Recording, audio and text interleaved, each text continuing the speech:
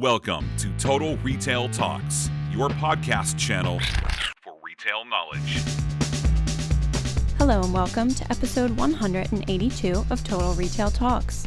In today's episode, Executive Editor Joe Keenan sits down with Heather Kang, Global Vice President of Digital Commerce at Mars Wrigley Confectionery. Listen in as they discuss building a culture of innovation at Mars Wrigley and highlight some of the company's recent digital marketing campaigns. Recorded live at Groceryshop 2018 in Las Vegas. And now, on to the show.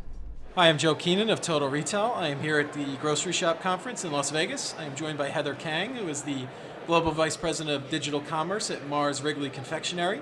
Heather was on a panel yesterday here at the show, so we're going to have a couple questions for her about that and her role at Mars Wrigley. So thanks for joining me, Heather. Oh, you're welcome. Thanks for having me. So let's start with that, just to kind of give our audience a little bit a better sense of your involvement at Mars Wrigley. Maybe you can tell us a little bit about your role with the company. Absolutely. So I am in this role. We talk about our purpose as accelerating the growth of snacks and treats in the digital future, in the digital world. So I am privileged to lead a global team within the Mars Wrigley Confectionery business and also partner with about 200 associates around the world, representing 20 markets who are in the business of driving growth in the digital space for the Mars Wrigley Confectionery business.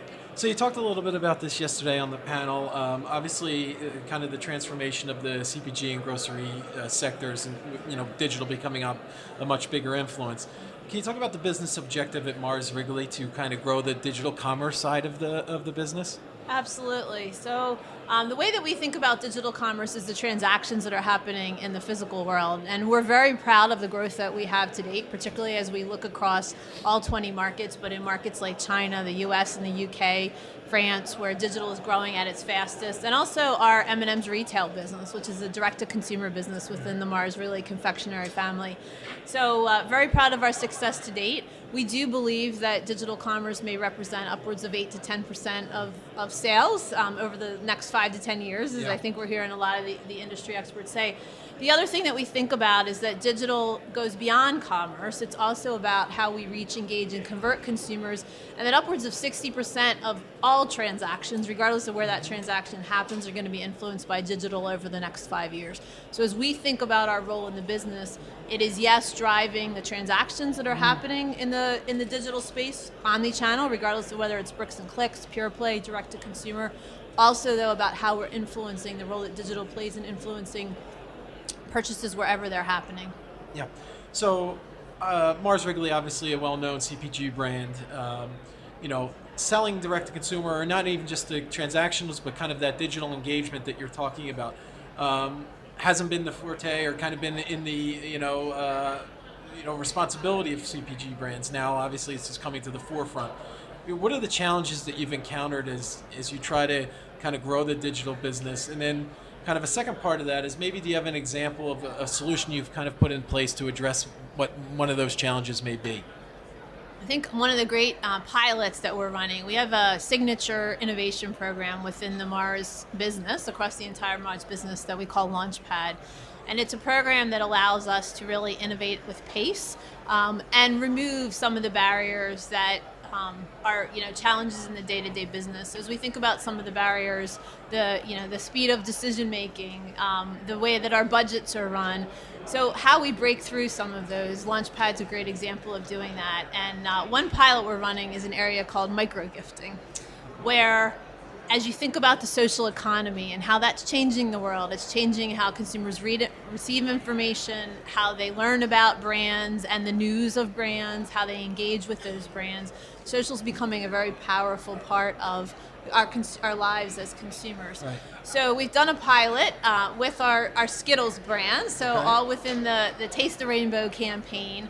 That imagine if on a daily basis you've got a friend that you're trying to cheer up, who just had a rough day or a bad date, and as you send them an emoji or you send them a GIF or you send them sort of a message, you're also sending them a pack of Skittles that says, you're the rainbow in my blue skies. And with a couple of clicks, you're able to send them a coupon for a bag of Skittles that then they can go into any retail store to redeem. So as we think about one of the challenges we have being that store traffic is becoming lower, and we need to partner with our retail partners to remind consumers to think about snacks and treats and confectionery in their lives, as well as to partner with our retailers to get people moving in store and building the traffic in store.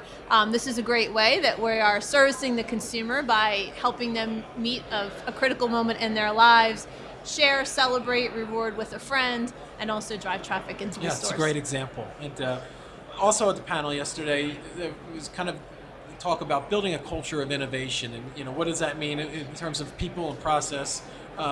So I'm interested for your take on, when you talk about culture of innovation, what does that mean for you at Mars Wrigley? So what it means to me is that we've got a culture where agile entrepreneurship across every associate in the business is something that we value, that we recognize, and we reward, and that we as leaders enable our associates to be agile entrepreneurs. And that's about helping them make quick decisions, about doing things differently, about breaking down some of the processes that are put in place to really run discipline, which is a very important part of our business, at the same time help break through some of those things. So as we think about the culture, it's all about motivating, inspiring, and engaging our associates to start thinking differently, to start taking risks, to start doing what we call test, learn, and pivot. So failure is a common word we hear. What we're learning is that we don't necessarily ever fail. What we always do is learn, and in some cases we learn new things that we weren't necessarily expecting. Yeah. So we're recording this episode here at the exhibit hall at Groceryshop. Hundreds, maybe thousands of different service providers out here. I'm interested in kind of the technology buying process and kind of digital technology in the marketplace. There's so much out there. What is the process like at Mars Wrigley in terms of identifying, okay, here's where we should be, focusing our attention, investing our money, and then versus, okay, maybe that's something that we can build in-house. Can you talk a little bit about that process and decision-making? Sure. So I think it all starts with being very clear on what the business opportunity or the business challenges that we're trying to solve for. So as we work with associates, regardless of where that business problem is being initiated, it may be it being initiated in a market, in a segment, at a very grassroots level. It may be being initiated as a strategic imperative, but using a lens of consumer and user centricity to get really clear on what the business need is, what the challenge or the opportunity we're trying to face. And then once we've got clarity on that, we're much better able to engage with all the potential technology providers that can help us. What we're finding is that it's amazing. So the speed of learning, the speed of innovation externally with all these partners is enabling us to solve those business problems at a much faster pace than if we were to try to build it and do it all ourselves. And so that's where the partnership is getting really clear on what the need is, and then doing the right work to canvas the external world to find where the right partnerships lie. So you talked a little bit about the Skittles campaign that you recently run. One other that was brought up to me was your Snickers brand. So you recently completed a digital commerce pilot program for Snickers. Maybe you could tell us a little bit about that one, and then kind of the impact you think that can have on the business. Yeah, so that's another one that we're very excited about. What's the best part of my job is that I've got amazing brands to work with, Right.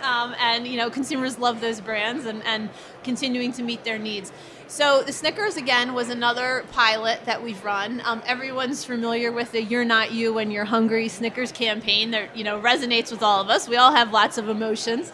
And we all know that there are moments in our lives where Snickers as a brand can really fill a need, fill an emotion for us, put a smile on our face, right? Create smiles. And so one of the things we know about Snickers is that there are those moments when it resonates the most, and oftentimes they are based in emotion. So we did a partnership with Spotify. So oftentimes when we've got something going on emotionally as a consumer, we turn to music as a way to, boost our energy or, get us back in the right place.